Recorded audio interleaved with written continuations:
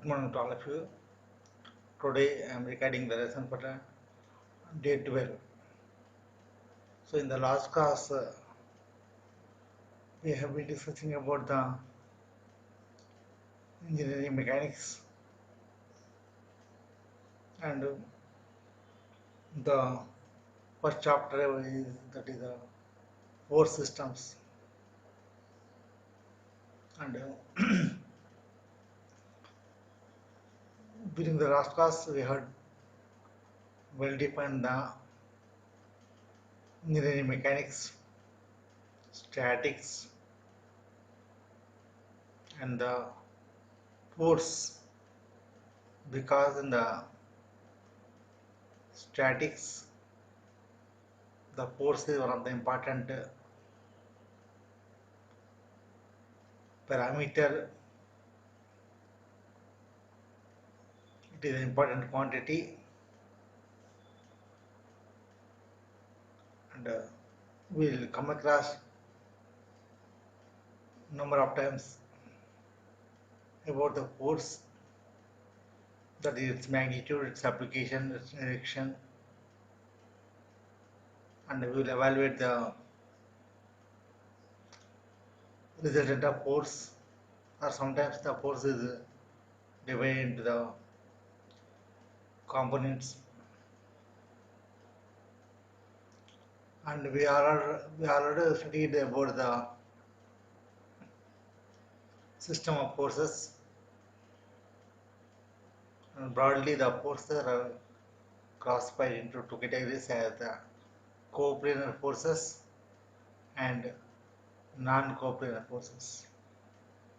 And further also in both coplanar and non-coplanar force systems, the forces are further classified into concurrent forces, parallel forces, non-concurrent, non-parallel forces, and collinear forces. And in this chapter, we are going to discuss about the non-coplanar concurrent forces. That means the forces which are meeting at a point and which are acting in the different planes are the concurrent and non-coplanar forces. So when the forces are acting in the different planes but meeting at a point will cause some resultant force. So that we will find in the different situations. And also we have defined about the composition and resolution forces. So this is about the last class, and again we'll start from that point. Now I'm sharing the PPT by sharing the screen.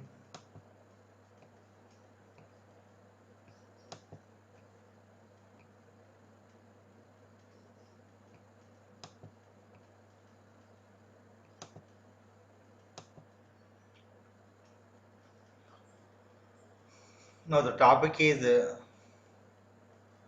force systems. In this we're discussing about the system of forces.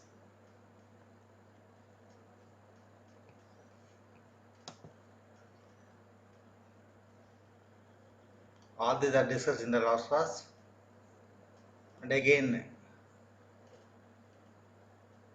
I'm repeating the force. Force may be defined as an agency which changes or tends to change the state of a body to the rest or uniform motion position. That means if a force is applied to a body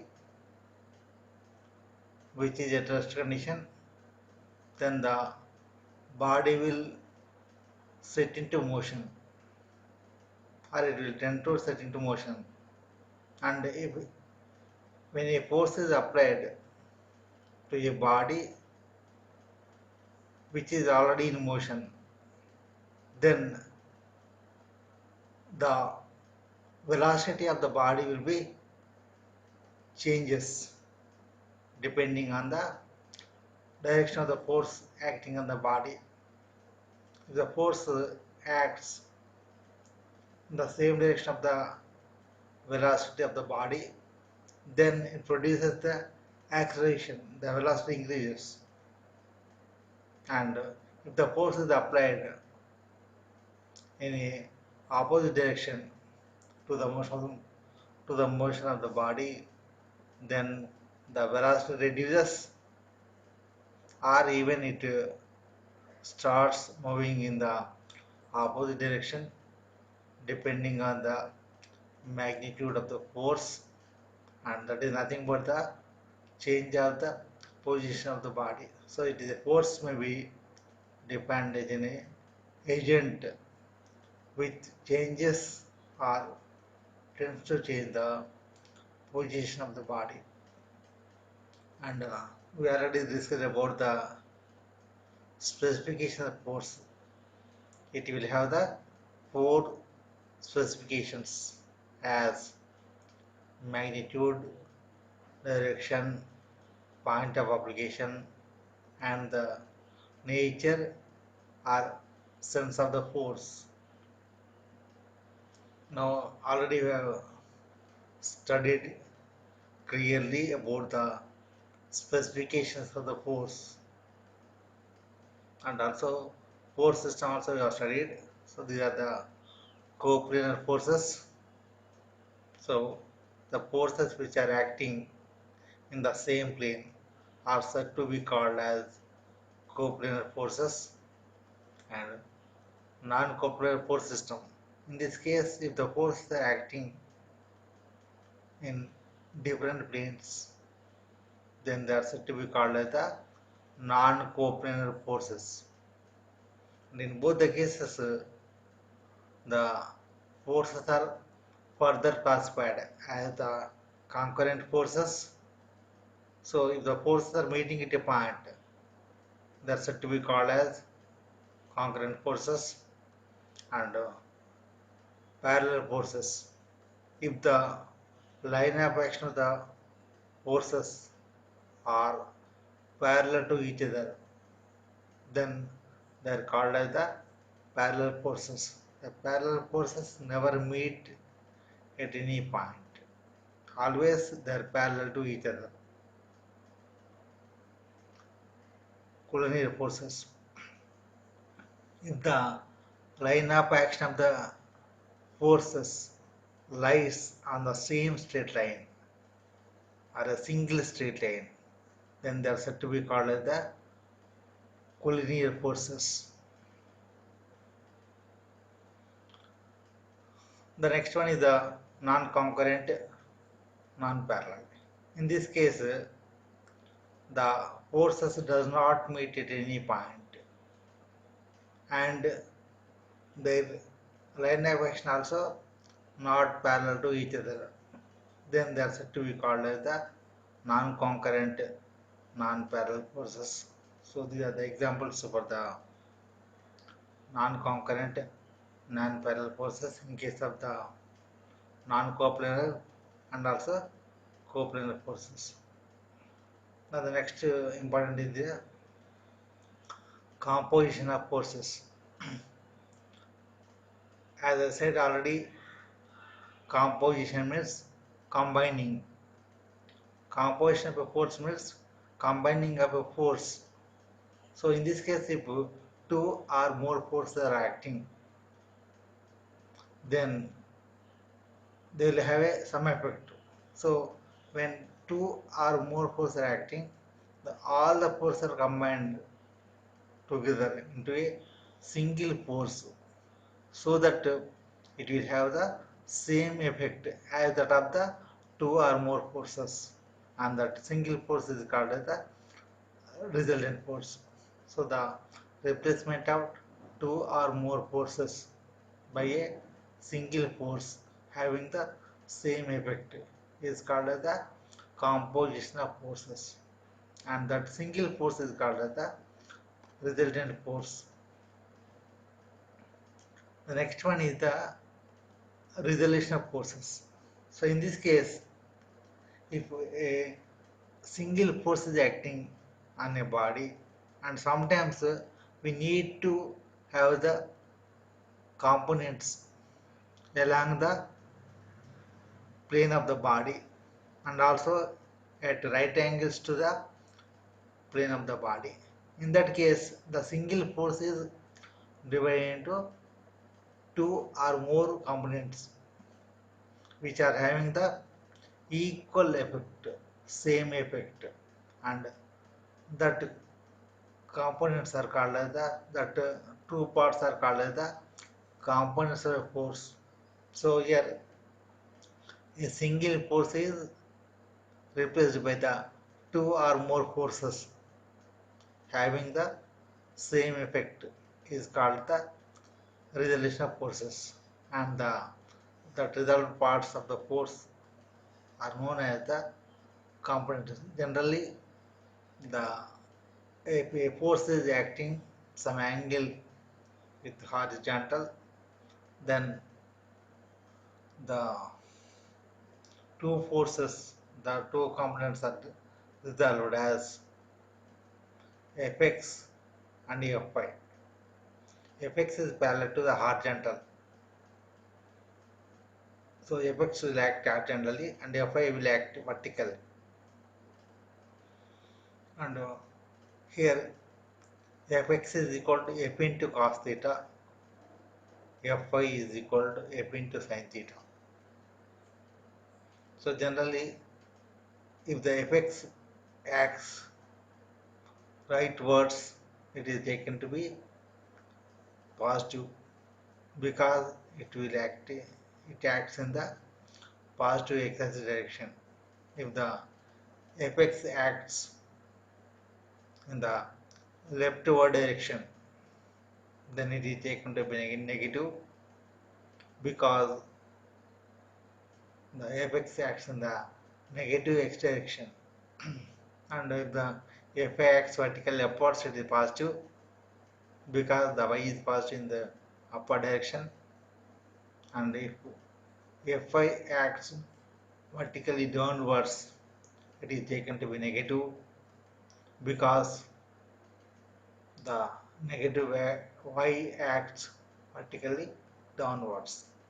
And one more thing is, the important thing is resolution of force into the rectangular components, means the components which are perpendicular to each other are called as the rectangular components.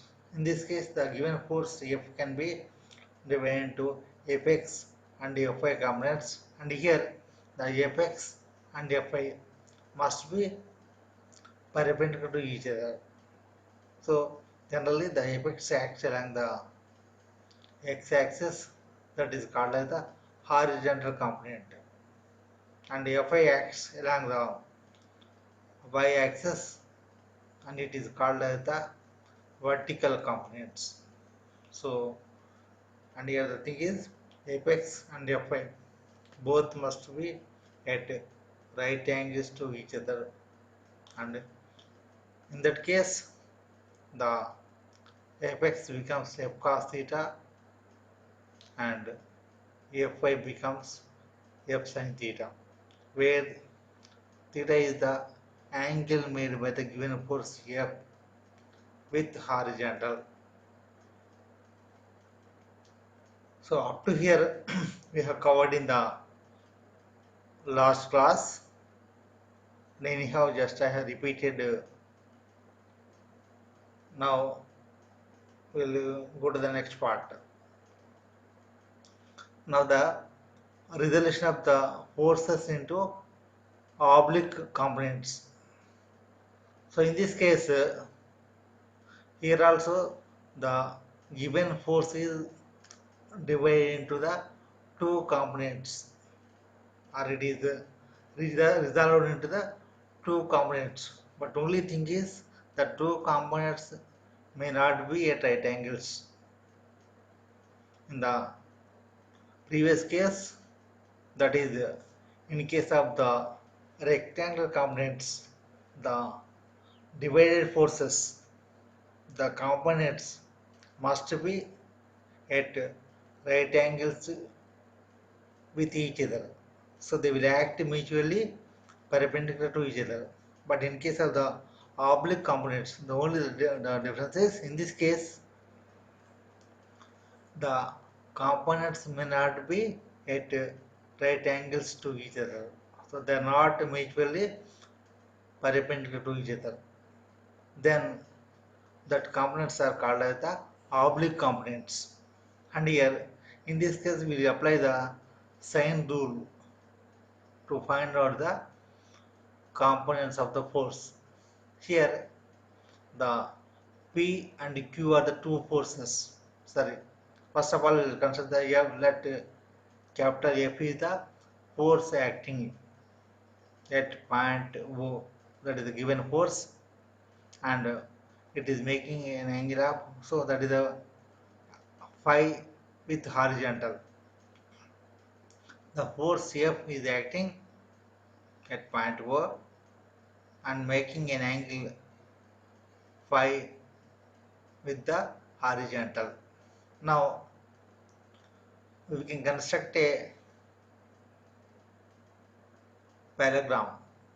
We can construct a parallelogram so that so here the thing is let P and Q are the two components of the force, and here P and Q are called as the oblique components. Here then the P and Q may not be at mutually perpendicular to each other. So here let Q is making, because we have taken Q has a horizontal direction, Q we have taken the Q in horizontal direction, so the Q is making pi with F, and say P is acting in an angle of alpha with F. Here if we complete this parallelogram, here what is happening is the angle BOC will become the phi, and the angle BOA will become alpha. Here the F is making, because it is in the parallel lines, so the angle BOC also equal to the angle OCA, so that is called pi. So in the triangle OAC we got the two angles, one is the alpha, other is the pi. The third angle is nothing but the 180 minus alpha plus pi, because the total angle in the triangle is equal to 180 degrees, and we know the two angles as alpha and pi. So the third angle is nothing but the 180 minus of alpha plus pi. Now by applying the sine rule we can able to find out the values of the P and Q. They are nothing but the oblique components of the given force F. Now we know that what is the sine rule? The sine rule is nothing but the Here the length of the side is proportional to the sine of the angle between the other two sides. Here, if the if we take the P, the opposite angle will become the pi, and if we take the Q, that Q is nothing but the alpha.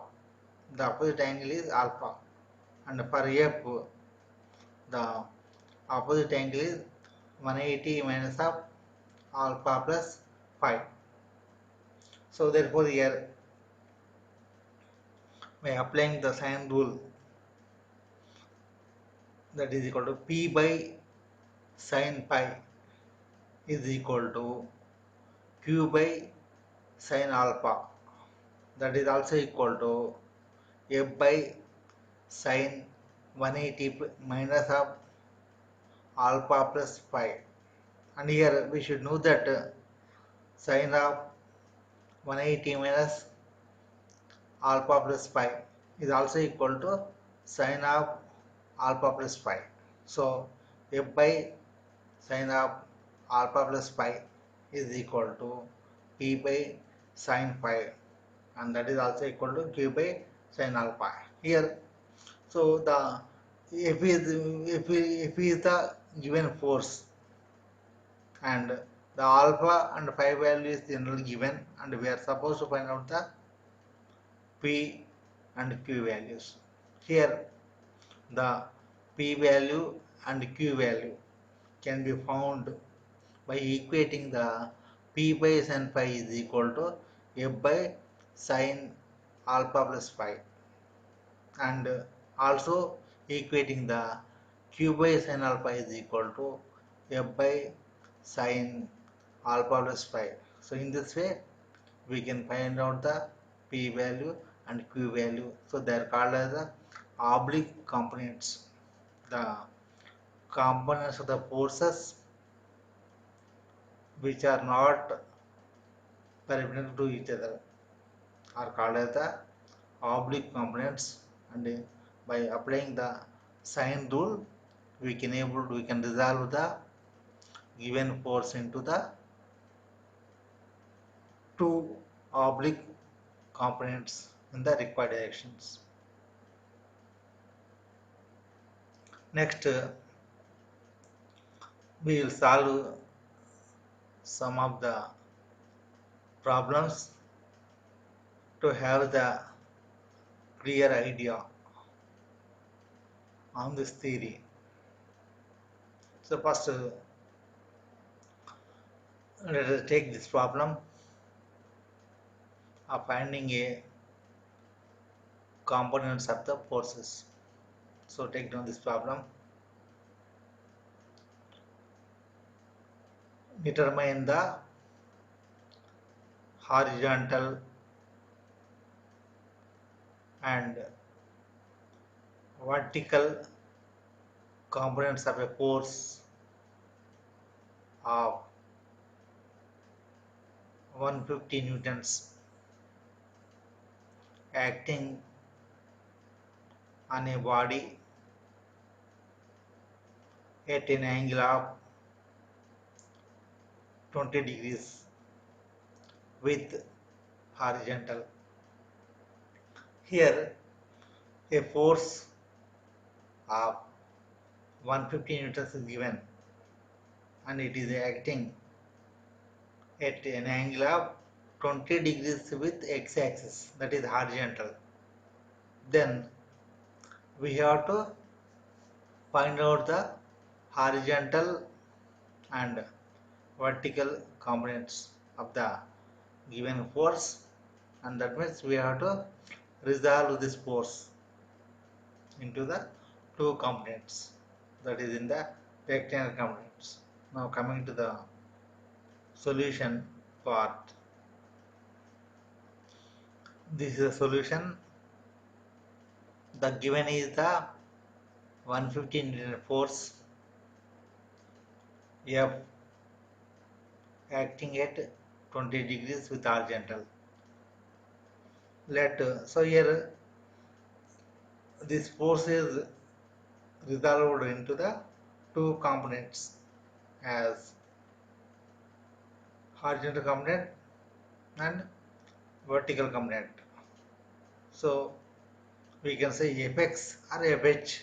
Similarly, Fy or Fv. Here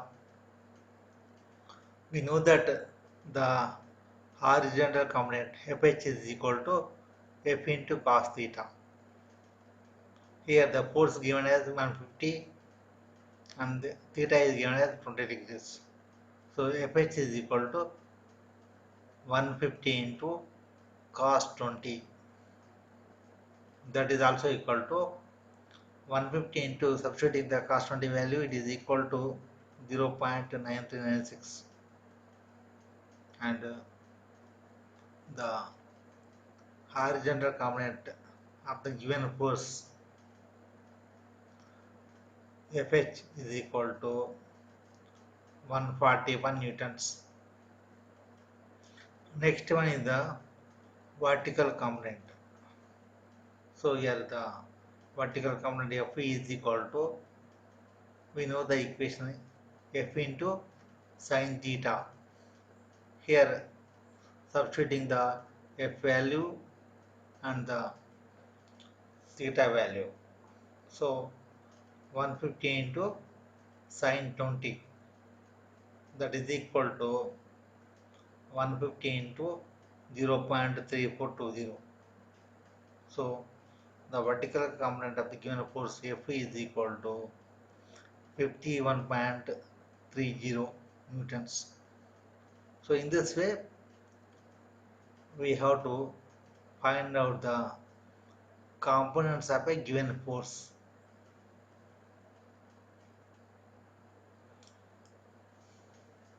So after finish up of the first problem, we will go to the next one. Here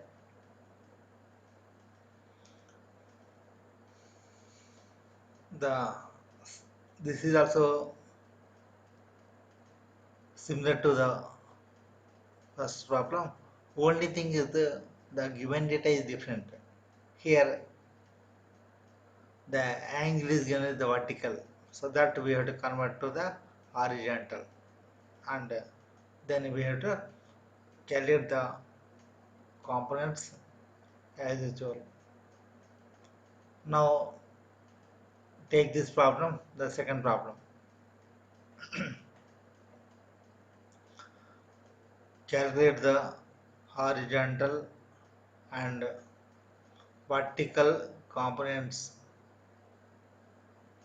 of a force of 250 newtons acting on a body at an angle of 60 degrees with vertical. So this is the problem given.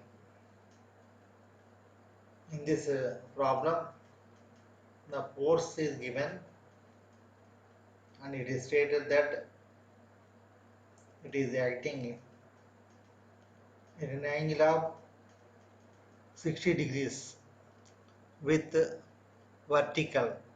So first of all, in the given we know the equations. What are the equations?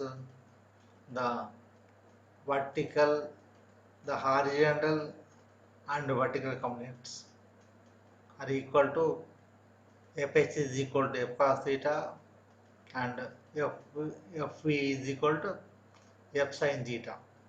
In that case, the theta must be the angle made by the force with horizontal. That is very important. But in the present problem, the force is making an angle of 60 degrees with vertical. So that we have to convert. So that what is the, we have to first we have to find out the angle made by the force with horizontal, and we can proceed as usual. Now coming to the solution part. Here As I said, the angle made by the force with vertical is equal to 60 degrees. Therefore, the angle made with the horizontal is nothing but the 30. How did we obtain this 30? Because the angle between the horizontal and vertical components, that is FH and FE, is equal to 90 degrees. So it is making with the angle of 60 with vertical. Therefore, the angle made by the force with horizontal is equal to 90 minus 60. So it becomes to 30 degrees. So in this way, so always we should note that always the force, the angle must be taken. The angle made by the force with the horizontal only should be considered, not the angle made by the force with vertical. So here also very important point that first we should find out the angle made by the force with horizontal. So in this way, the angle made by the force in the present condition with horizontal is 30 degrees. Now, and the amount of force given as 250 newtons. So the horizontal component, we know that Fh is equal to F into cos theta. Here we know the F value as 250 newtons and theta as 30 degrees. So 250 into cos 30. So it is coming to be 216.50 newtons. Similarly, the vertical component Fe is equal to, we know that F into sin theta. So here F is the force and theta is the angle made by the force with horizontal. So by substituting the given values, that is 250 and 30 degrees. So Fe is equal to 250 into sin 30. So it becomes 125 newtons. So in this way, we have to find out the components of the given force when the angle made by the force is given. And once again, we should note that the angle made by the force with horizontal only should be considered. Then we can move to the next problem.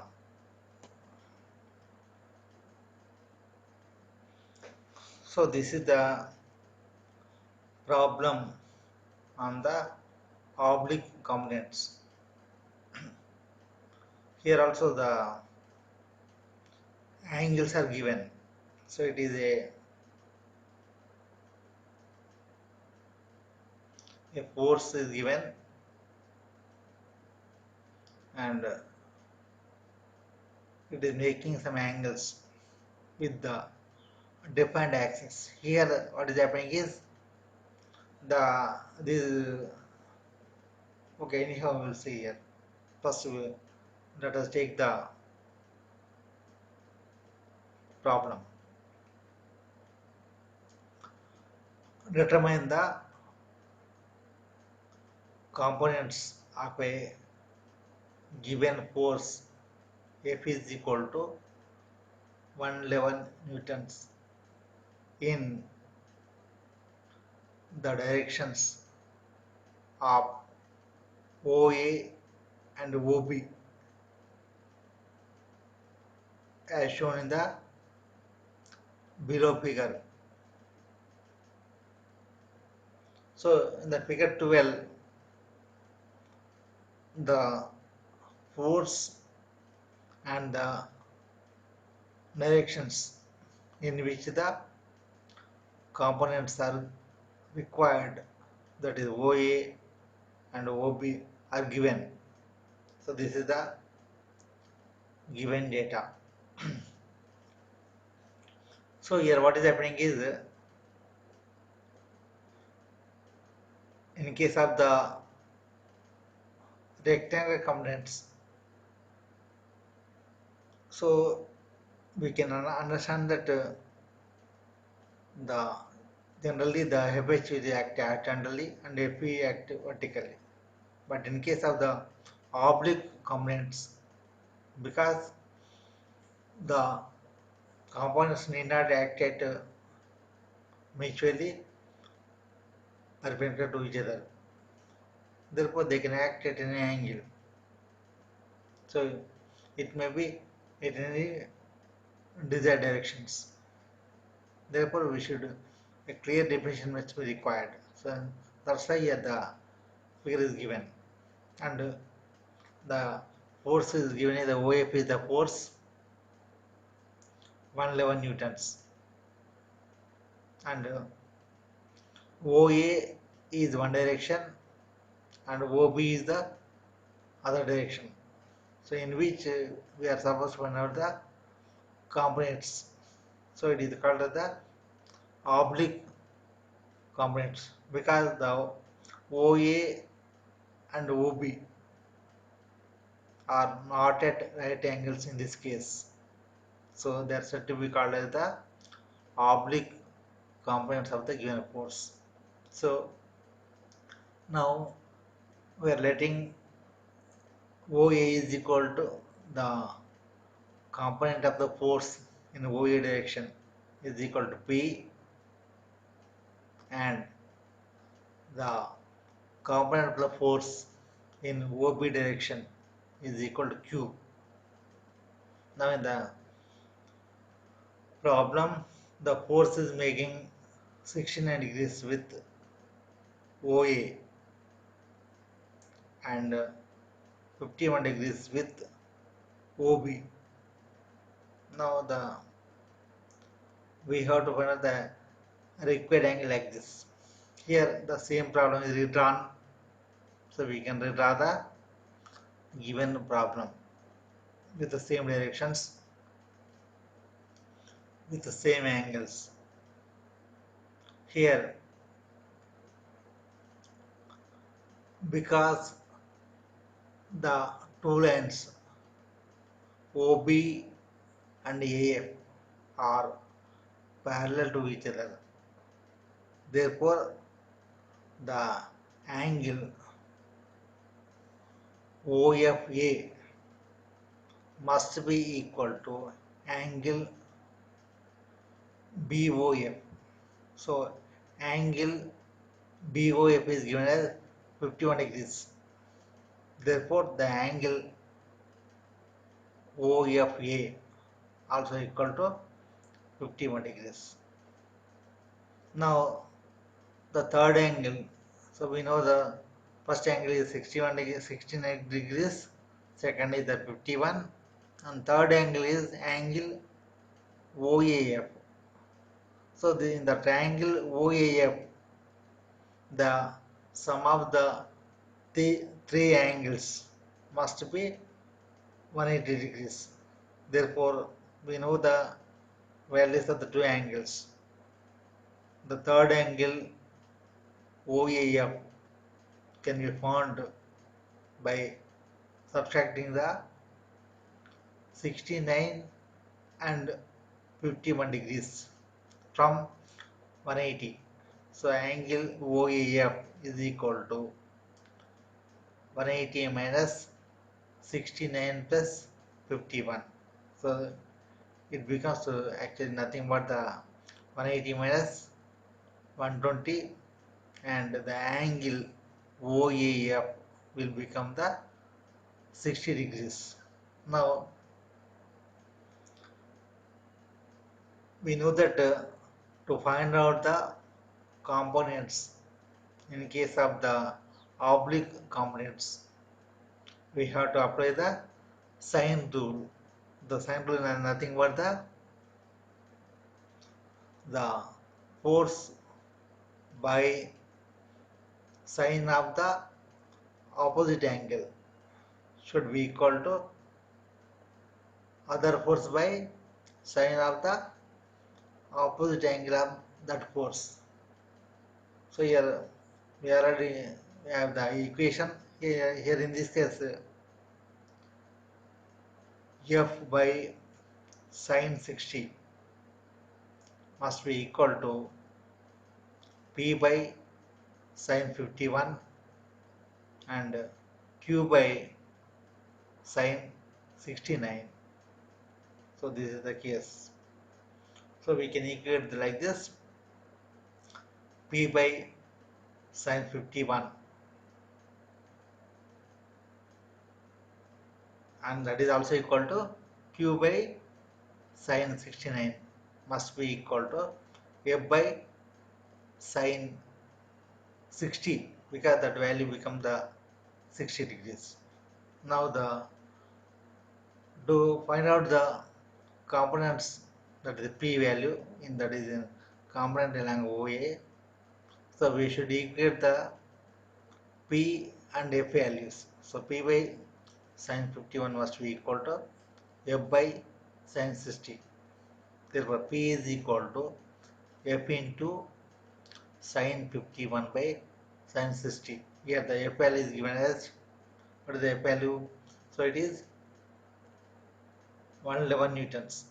So 111 into sine 51 by sine 60, it is equal to 99.6 newtons. That is the component of POE, that is the given force along OA. So the component of the force F along OA, that is P, is equal to 99.6 newtons. Similarly, to find out the Q value, so we have to equate the F and Q values. So here F by sine 60 must be equal to Q by sine 69. Therefore Q becomes F into sine 69 by sine 60. So here F is equal to 111 newtons. So the component of the given force F along OB, Q, that is Q is equal to 119.66 newtons. So in this way we can find out the components of the given force along the given directions, that is OA and OB, by applying the sine rule, and these are called as the oblique components. Now this is about the problem solution. Now coming to the summary part, today in this lesson we have defined the force, specification of force, and system of forces and their classification we have studied, and also we have studied about the composition and resolution of the forces, and we already studied some of the problems on the resolution of the forces. Now let us attempt a small quiz in a PS system. P stands for, so a PS system means it is a foot pound second system. It is a British system. In this case, P stands for the pound. The next one, the agency that tends to change the position of a rest or of uniform motion of a body is called as. We know that the force is nothing but a agency which changes or tends to change the position of a body which is at rest condition or of uniform motion. So the answer is force. The third one is in coplanar force system, all line of action of forces of the system lie on the either in the same plane or in the dash plane, that is the same plane or a different plane, because in the coplanar means the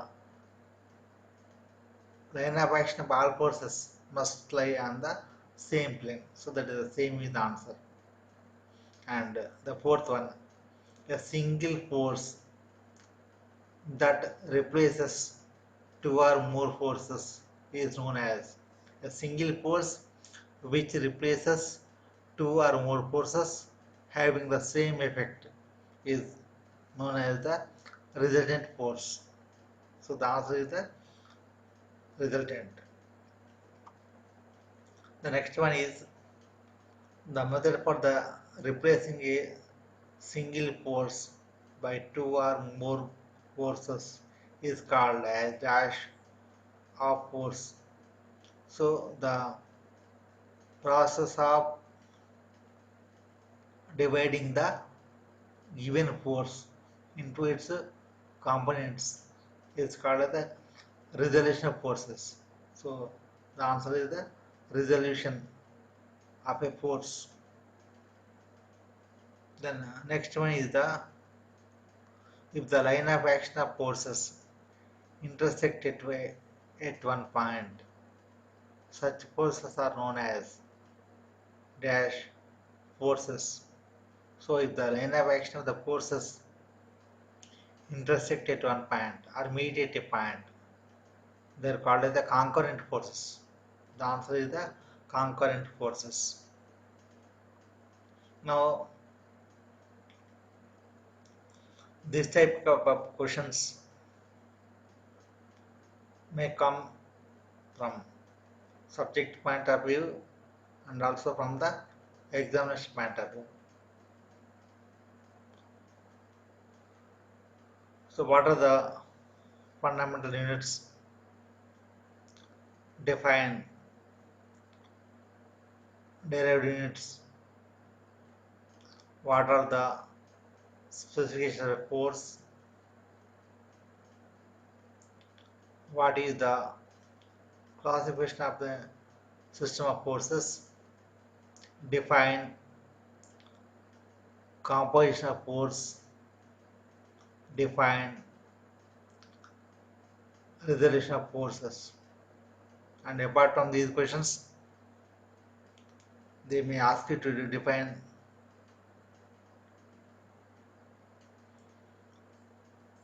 what are the rectangular components of force, what are the oblique components of force, and how they will be resolved, what are the equations for that, and like that they may ask.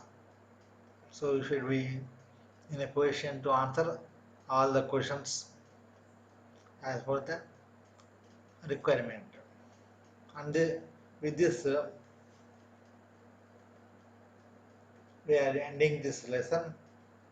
And in this lesson, we have covered the forces, system of forces, composition, and resolution of forces, and also we have worked out some of the problems on the resolution of forces, that is the resolving in the rectangular components and also in the oblique components, that is the resolution in oblique components also we have practiced. So I'm stopping at this point. So thank you all.